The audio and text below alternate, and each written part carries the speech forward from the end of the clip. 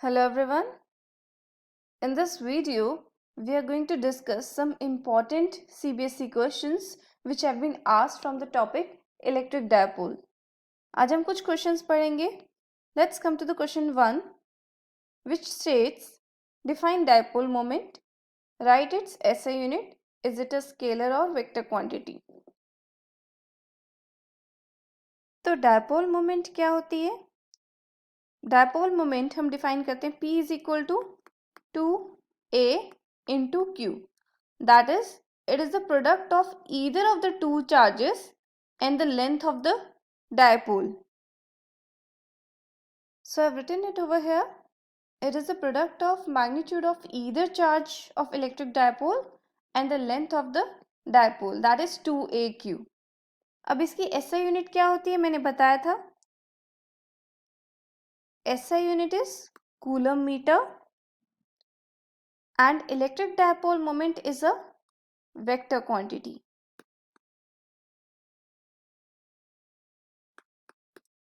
क्योंकि हम इसको p वेक्टर लिखते हैं, p vector is equal to 2AQ, where distance यहाँ पे हम डिस्प्लेसमेंट वेक्टर लेते हैं a, जिसकी वजह से हमारा डायपोल मोमेंट जो आता है वो वेक्टर क्वांटिटी आती है. Now let's come to the next question. What is the net charge on an electric dipole? एक इलेक्ट्रिक डायपोल के ऊपर नेट चार्ज कितना होता है? देखो, this is my electric dipole. एक है -q चार्ज, दूसरा है +q charge, separated by distance 2a. तो अगर हम इस पूरे सिस्टम में नेट चार्ज देखें तो q net is equal to -q + q which is 0. तो इसके अंदर नेट चार्ज हमारा 0 होता है. Now question number 3 says N electric dipole is placed in a uniform electric field. What is the net force acting on it? हमारे पास एक dipole है जो हमने इलेक्ट्रिक फील्ड में रखा हुआ है. तो इसके ऊपर नेट फोर्स कितनी लग रही है? What is the net force? तो देखो, इस +q चार्ज के ऊपर जो फोर्स लगेगी वो इस डायरेक्शन में लगेगी and the force will be QE. और -q चार्ज के ऊपर जो फोर्स लगेगी वो इस डायरेक्शन में लगेगी and again it will be QE. Now यहाँ पर टॉर्क की बात नहीं कर रखी, यहाँ पे फोर्स की बात कर रखी है. So force will be, the net force will be 0 because it is +QE + -QE. एक डायरेक्शन में तो एक दूसरी डायरेक्शन में है. So the net force on this electric dipole will be 0. Now question number 4 says an electric dipole of dipole moment P vector is placed in an electric field E vector. Write the values of angles between P and E vector for which the torque experienced by the dipole is minimum. वो कौन से angle की values हैं between P and E vector जिनमें torque जो होगा हमारा minimum होगा? ये भी मैंने डिस्कस किया था that the torque is minimum in 2 cases, when theta is equal to 0 degree and theta is equal to 180 degree. Since torque is equal to PE sin theta, so this value will be minimum if theta is 0 degree or 180 degree. Now question number 5 says depict the orientation of dipole in first stable and second unstable equilibrium in a uniform electric field. तो मैंने बताया था, let us suppose ये हमारी direction है uniform electric field की. Now अगर हमारे पास P वेक्टर और E वेक्टर के बीच में जो एंगल होगा वो 0 डिग्री होगा, so in that case it will be a stable equilibrium, and if it is 180 degree then it will be unstable equilibrium. तो लेट अस सपोज लेफ्ट से right हमारी ई वेक्टर की डायरेक्शन है.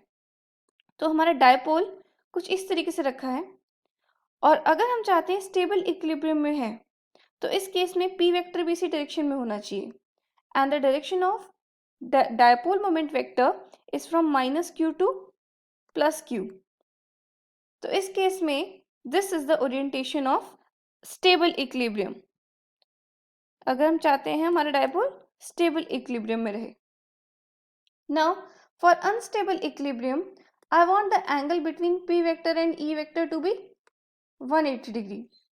Now E vector left से right जा रहा है तो dipole moment should be from right to left, p vector. So in that case, this should be minus q charge and this should be plus q charge. So this is the condition of unstable equilibrium. Now, question number 6 says, find the work done in rotating the dipole from stable to unstable equilibrium in a uniform electric field.